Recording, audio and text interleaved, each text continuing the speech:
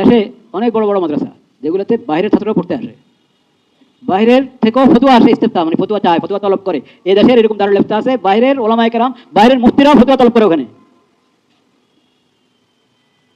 ওই ধরনের প্রতিষ্ঠানের চারপাশে তবলিগ জামাতের লোকেরা আছে না, বিভক্তির পরে ওখানে জাতিরা আছে না, সাতপন্থীরা আছে না, তো এরা কি করে? এরা এই প্রতিষ্ঠানগুলোকে, এই ফতুয়া বিভাগগুলোকে, এই বড় বড় মাদ্রাসাগুলোকে বুড়ি আঙ্গুল দেখায়। আপনারা বুঝেন না, আমরা বুঝি।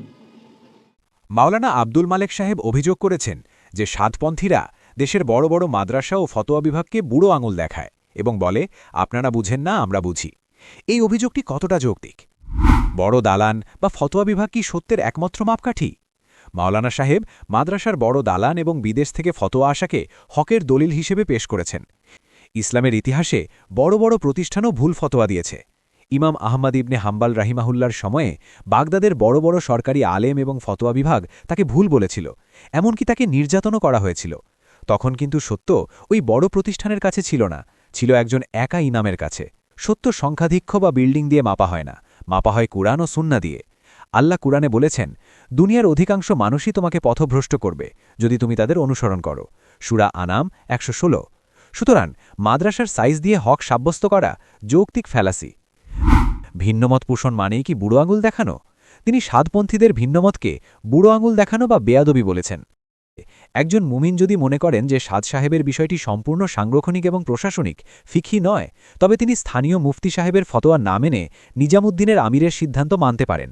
এটাকে বেয়াদবি বলা চলে না, এটা হলো ইখতিলাফ বা মতভিন্নতা। বাস্তবতা, সুরাপন্থী ভাইয়েরা কি দেওবন্দের সেই সব বড় আলেমদের বুড়ো আঙুল দেখাচ্ছেন না যারা মাওলানা সাদের পক্ষে আছেন, যেমন মাওলানা আরশাদ মাদানী বা বিশ্বের অন্যান্য দেশের শীর্ষ আলেমরা? আপনারা যখন তাদের মানেন না তখন সেটা হক, আর সাধারণ মানুষ যখন আপনাদের একপাক্ষিক ফতোয়া মানে না তখন সেটা বেয়াদবি। এই দ্বিমুখী নীতি কেন? সাধারণ মানুষের বোঝ বনাম আলেমদের বোঝ। তিনি বলেছেন, সাধারণরা বলে আপনারা বুঝেন না, আমরা বুঝি। সাধারণ মানুষ ফিকি বা মাসলা নিয়ে আলেমদের সাথে তর্ক করে না, তারা তর্ক করে বাস্তবতা বা হালত নিয়ে। একজন আলেম কিতাবের পাতায় মাসলা জানেন, কিন্তু দাওয়াতি ময়দানের বর্তমান প্রেক্ষাপট বা নিজামুদ্দিনের অভ্যন্তরীণ বাস্তবতা সম্পর্কে একজন মাঠকর্মীর জ্ঞান বেশি হতে পারে। উদাহরণ, একজন ইঞ্জিনিয়ার যেমন বিল্ডিংয়ের নকশা ভালো বোঝেন, কিন্তু সেই বিল্ডিংয়ে বসবাসকারী ব্যক্তি ভালো বলতে পারেন কোথায় বাতাস কম আসে বা কোথায় সমস্যা। এখানে বসবাসকারীর অভিজ্ঞতাকে ইঞ্জিনিয়ার অবজ্ঞা করতে পারেন না। সাধারণ সাথীরা ময়দানের বাস্তবতা দেখেই কথা বলেন, সেটাকে অবজ্ঞা করা জ্ঞানীদের অহংকার ছাড়া কিছু নয়। সম্মানিত উলামায়ে কেরাম, আপনারা শ্রদ্ধার পাত্র, কিন্তু আপনাদের মতের বিরুদ্ধে গেলেই কাউকে বেয়াদব বা বুড়ো আঙুল প্রদর্শনকারী ট্যাগ দেওয়া ইনসাফ নয়। বড় মাদ্রাসা মানেই ভুলের ঊর্ধ্বে নয়। সত্যকে দালিলিকভাবে মোকাবিলা করুন, আবেগী ব্ল্যাকমেল বা প্রতিষ্ঠানের দোহাই দিয়ে নয়।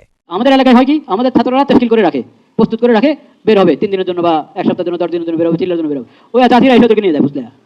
প্রস্তুত করলো আমাদের লোকেরা, ওরা নিয়ে যাচ্ছে। প্রস্তুত করার পরে নিয়ে যায়, আর ওরা আপনি যদি কিচ্ছু করেন না তো পুরো ময়দানে তাদের জন্য খালি। তো ওগুলোর দায় আপনার উপর আসবে কি আসবে না? আসবে। হ্যাঁ, সূরা নাদামের সাথীরা যদি কাজের মধ্যে দুর্বল হয় আর সেই কারণে সাতপন্থীদের পাল্লা ভারী হতে থাকে, এটার দায়, এটার গুনাহ সূরা নাদামের ওই সাথীদের উপরে আসবে যারা কাজের অবহেলা করে কাজ কি কমিয়ে দিয়েছে, কাজ ছেড়ে দিয়েছে। শ্রদ্ধেয় মাওলানা আব্দুল মালেক সাহেবের একটি আক্ষেপ আমরা শুনলাম। তিনি বলছেন তাদের ছাত্ররা মেহনত করে প্রস্তুত করে, আর মাওলানা সাদের অনুসারীরা তাদের ফুসলিয়ে নিয়ে যায়, এবং তিনি একে গুনাহের কারণ মনে করছেন। আসুন এই কথাটি একটু যুক্তির আয়নায় দেখি। প্রথমত, আল্লাহর রাস্তায় বের হওয়া মানে হল নিজের জান মাল আল্লাহকে সঁপে দেওয়া, কোনো নির্দিষ্ট দলের বা হুজুরের পকেটে যাওয়া নয়। একজন ছাত্র যদি সুরাপন্থীদের মেহনতে তৈরি হয়েও শেষ পর্যন্ত মাওলানা সাদের অনুসারীদের সাথে গিয়ে নামাজ পড়ে, দিন শেখে এবং আল্লাহর রাস্তায় সময় দেয়, তাতে তো একজন আলেমের খুশি হওয়ার কথা। তার আফসোস হচ্ছে কেন? কারণ ছাত্রটি আল্লাহর হলো ঠিকই, কিন্তু উনাদের দলের হল না। এই আফসোস প্রমাণ করে এখানে দিনের চেয়ে দল ভারী করার মানসিকতাই প্রধান। দ্বিতীয়ত, তিনি বলছেন ফুসলিয়ে নিয়ে যায়। বিশ্ববিদ্যালয় বা মাদ্রাসার একজন প্রাপ্তবয়স্ক মেধাবী ছাত্রকে কি চাইলেই কেউ বাচ্চাদের মতো চকোলেট দিয়ে ফুসলিয়ে নিতে পারে? নিশ্চয়ই তারা সেখানে এমন কিছু দেখছে, হয়তো ইখলাস, হয়তো আমল, অথবা সুন্নতের পাবন্দি, যা তাদের আকর্ষণ করছে। নিজেরা মেহনত কম করার দায় অন্যের ওপর চাপানো কি ইনসাফ? তৃতীয়ত, পবিত্র কুরআনে আল্লাহ বলেছেন, ফাস্তাবিকুল খাইরাত, অর্থাৎ তোমরা ভালো কাজে প্রতিযোগিতা করো। যদি এক পক্ষ মেহনত বেশি করে এগিয়ে যায়, তবে সেটাকে গুনাহ বা পাপ বলাটা অদ্ভুত। বরং এটা আপনাদের ব্যর্থতা যে আপনারা মানুষের রুহানি খোরাক জোগাতে পারছেন না। দাওয়াতি কাজকে নিজের সম্পত্তি মনে না করে আসুন আমরা আল্লাহর জন্য করি। ছাত্ররা যেখানে দিনের সহি জজবা পাবে তারা সেখানেই যাবে, এটাই ফিতরাত, একে ফুসলানো বলে সত্যকে আড়াল করা যায় না। এবং মুশওয়ারা নিয়মতান্ত্রিক হতে হবে। মৌলানা সাদ সাহেবের তো অনেক সমস্যা, অনেক গুমরাহির কথা, গুমরাহির কাজ তার মধ্যে আছে, সাথে সাথে এটাও একটা মুশওয়ারার প্রয়োজন মনে করে না। নাম কাজ তো মুশওয়ারা, মুশওয়ারা ঠিক বৈজ্ঞানিক মুশওয়ারা বলা হচ্ছে, কিন্তু বড় বড় যত পদক্ষেপ সব নিলেন বাহাদুরি। মাওলানা আব্দুল মালেক সাহেব অভিযোগ করেছেন যে মাওলানা সাদ সাহেব নাকি মশওয়ারা মানেন না এবং নিজের বাহাদুরিতে চলেন। আসুন ইতিহাসের আয়নায় এবং যুক্তির কোষ্ঠীপাত হলে এই অভিযোগটি যাচাই করি। পয়েন্ট 1, ইমারত নাকি গণতন্ত্র? তবলিগি জামাতের ভিত্তি কি গণতন্ত্র নাকি ইমারত? হজরতজি মাওলানা ইলিয়াস রহমাতুল্লাহ আলাই, মাওলানা ইউসুফ রহমাতুল্লাহ আলাই এবং মাওলানা ইনামুল হাসান রহমাতুল্লাহ আলাই তারা সবাই ছিলেন আমির।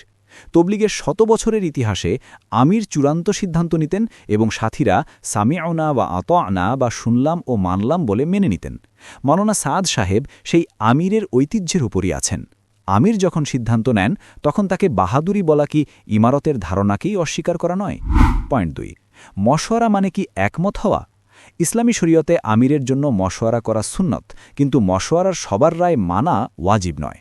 রসুল সাল্লাহ আলাইসাল্লাম হুদাইবিয়ার সন্ধির সময় সাহাবিদের আবেগের বিপরীতে গিয়ে সিদ্ধান্ত নিয়েছিলেন। হজরত আবু বকর রাদিয়াল্লাহু আনহু জাকাত অস্বীকারীদের বিরুদ্ধে সবার মতের বিরুদ্ধে গিয়ে যুদ্ধের সিদ্ধান্ত নিয়েছিলেন। মাওলানা মালেক সাহেব যাকে নাম কাওয়াস্তে মশওয়ারা বলছেন তা মূলত আমিরের ফায়সালা বা সিদ্ধান্ত। বিরোধীদের মত না মানলেই কি মশওয়ারা নাম কাওয়াস্তে হয়ে যায়? পয়েন্ট 3, নিজামুদ্দিনের বাস্তবতা। মাওলানা সাদ সাহেব একা চলেন না। নিজামুদ্দিন মার্কাজে প্রতিদিন নিয়মিত মশওয়ারা হয়। বিশ্বের বাঘা বাঘা মুরব্বীরা সেখানে উপস্থিত থাকেন।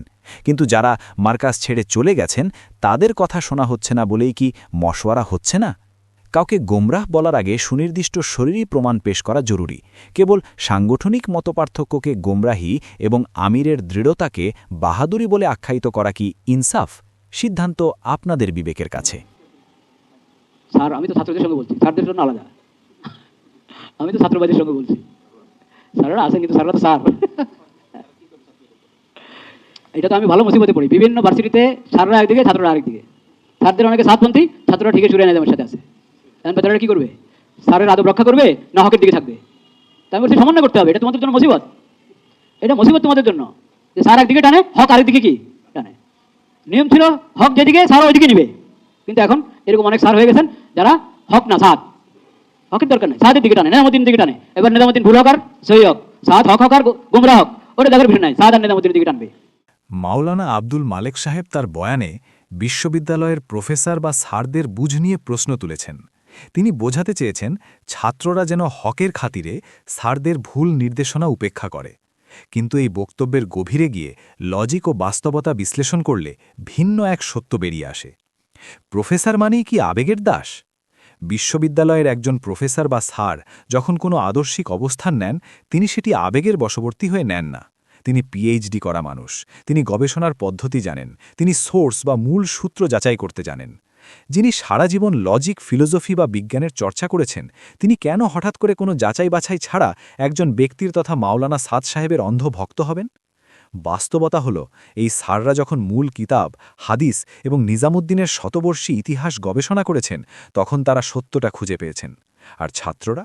তাদের বয়স কম, রক্ত গরম, আবেগ বেশি, তাদেরকে সহজেই হকের স্লোগান দিয়ে বিভ্রান্ত করা সম্ভব। এখানে স্যারের গবেষণালব্ধ বুঝকে খাটো করা মানে জ্ঞানের গভীরতাকেই অস্বীকার করা। টানাটানি নাকি শৃঙ্খলার আনুগত্য? মাওলানা সাহেব অভিযোগ করছেন সাদপন্থীরা মানুষকে টানে, কিন্তু নিজামুদ্দিনের অনুসারীরা কোনো ব্যক্তির অন্ধপূজা করে না। তারা মূলত বিশ্বমুরব্বীদের রেখে যাওয়া নিজাম বা শৃঙ্খলার অনুসরণ করে। হাদিসের মূলনীতি হল, আমির যতক্ষণ স্পষ্ট কুফরি বা পাপের নির্দেশ না দেন ততক্ষণ তার আনুগত্য করা ওয়াজিব। যারা নিজামুদ্দিনের সাথে আছেন তারা মূলত 100 বছরের পরীক্ষিত দিনী মার্কাজ এবং এই মেহনতের মূল শিকড়ের সাথে যুক্ত থাকতে চাইছেন। শিকড় আঁকড়ে থাকাকে টানাটানি বলাটা হকের অপব্যাখ্যা ছাড়া আর কিছু নয়। আদব বনাম হকের কৃত্রিম সংকট ও ছাত্র শিক্ষক সম্পর্ক। মাওলানা সাহেব ছাত্রদের উদ্দেশ্য করে বলছেন, স্যারের আদব রক্ষা করবে নাকি হকের দিকে থাকবে, এটা মুসিবত। এখানে তিনি অত্যন্ত কৌশলে ছাত্রদের মনের শিক্ষকদের প্রতি শ্রদ্ধাবোধের ফাটল ধরিয়ে দিচ্ছেন। তিনি পরোক্ষভাবে শেখাচ্ছেন যে তোমার স্যার যদি সাদপন্থী হন তবে তিনি গোমরা, তার কথা শোনা যাবে না। এর ফলাফল কি? ক্যাম্পাসে ছাত্ররা ক্লাসে বসে ভাববে আমার স্যার পিএইচডি হোল্ডার হতে পারেন, কিন্তু দিনের বুঝের ক্ষেত্রে তিনি জাহেল। এই যে অহংকার আর বেয়াদবির বীজ বুনে দেওয়া হলো, এটা কি ইসলাম? সাদপন্থী সাররা ছাত্রদের মারামারি করতে শেখান না, মসজিদ থেকে বের করে দিতে শেখান না, গীবত করতে শেখান না। তারা শুধু শৃঙ্খলের দিকে ডাকেন। এটাকে গোমরাহি আখ্যা দিয়ে শিক্ষকের বিরুদ্ধে ছাত্রকে দাঁড় করানো কি কোনো সুস্থ দাওয়াতের লক্ষণ? ডাক্তার যখন ভুল ওষুধ দেয়। মাওলানা সাহেব তার বক্তব্যে ডাক্তার রোগীর উদাহরণ দিয়ে যেমন নিজেকে বা আলেমদেরকে ডাক্তার আর অন্যদের রোগী মনে করেন, ঠিক তেমনি বিশ্ববিদ্যালয়ের শিক্ষকগণ বুদ্ধিবৃত্তিক জগতের একজন স্পেশালিস্ট ডাক্তার। একজন বিশেষজ্ঞ ডাক্তার যদি দেখেন অন্য কোনো ডাক্তার হোক তিনি বিখ্যাত, রোগীকে এমন ওষুধ দিচ্ছেন যার পার্শ্ব প্রতিক্রিয়ায় শরীরে ঘৃণা ও বিদ্বেষের বিষ ছড়িয়ে পড়ছে, তখন কি তিনি চুপ থাকবেন? স্যাররা যখন দেখেন হকের লেবাসে সমাজকে বিভক্ত করা হচ্ছে, সালামের উত্তর দেওয়া বন্ধ করা হচ্ছে এবং মসজিদ থেকে বের করে দেওয়া হচ্ছে, তখন তারা ছাত্রদের সতর্ক করেন। তারা ছাত্রদের অন্ধভক্তির বিষ থেকে বাঁচাতে চাইছেন। এটা তাদের নৈতিক দায়িত্ব। বিদ্বেষের প্রাচীর ও লজিক্যাল প্যারাডক্স। সবচেয়ে অযৌক্তিক বিষয়টি হল মাঠ পর্যায়ে আমরা কি দেখি? অপরপক্ষের ভাইদের সালাম দিলে অনেক সময় সালামের উত্তর মেলে না, সামাজিকভাবে বয়কট করা হয়, চেহারা দেখলেও মুখ ফিরিয়ে নেওয়া হয়। এখন প্রশ্ন হল, যারা আপনাকে দেখলেই শত্রু মনে করে, যাদের অন্তরে আপনার প্রতি শুধুই বিদ্বেষ, তাদেরকে সাদপন্থীরা কিভাবে টানবে বা ব্রেইন ওয়াশ করবে? একজন ছাত্র যদি তার স্যারের কাছেও ঘেঁষতে না চায়, তবে স্যার তাকে টানবেন কিভাবে? বরং বাস্তবতা উল্টো। সাধারণ ছাত্রকে আবেগী করে, ফতোয়ার ভয় দেখিয়ে এবং জাহান্নামের ভয় দেখিয়ে মূলত অপরপক্ষই তাদেরকে সত্য জানা থেকে জিম্মি করে রাখছে।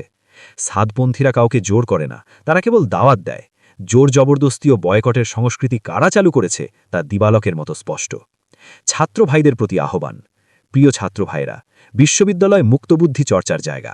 আপনাদের স্যাররা যখন আপনাদেরকে নিজামুদ্দিনের দিকে বা শৃঙ্খলার দিকে ডাকেন, তখন তারা অন্ধভাবে ডাকেন না, তারা তাদের প্রজ্ঞা, অভিজ্ঞতা ও গবেষণা দিয়েই ডাকেন। মাওলানা সাহেবের কথায় বিভ্রান্ত হয়ে নিজেদের স্যারদের গোমরা বা বিপদগ্রস্ত মনে করার মতো বেয়াদবি করবেন না, কারণ বেয়াদব কোনোদিন হকের ধারক হতে পারে না। মনে রাখবেন, যে চোখ দিয়ে পাহাড় দেখা যায়, সেই চোখ দিয়ে সত্যও দেখা যায়। এর জন্য কারো ফতোয়ার সার্টিফিকেটের প্রয়োজন হয় না। নিজের বিবেককে প্রশ্ন করুন, কে আপনাকে জোড়া লাগাতে চায় আর কে আপনাকে ভাঙতে চায়। ভিডিওটি এই পর্বেই শেষ করতে চাইছিলাম, কিন্তু পারলাম না। পরবর্তী পর্বটি দেখার জন্য আমাদের সাথেই থাকুন। কমেন্টে আপনার মূল্যবান মতামত জানান এবং বন্ধুদের সাথে শেয়ার করে সত্য প্রচারে অংশ নিন। আসসালামু আলাইকুম ওয়া রাহমাতুল্লাহি ওয়া বারাকাতুহু।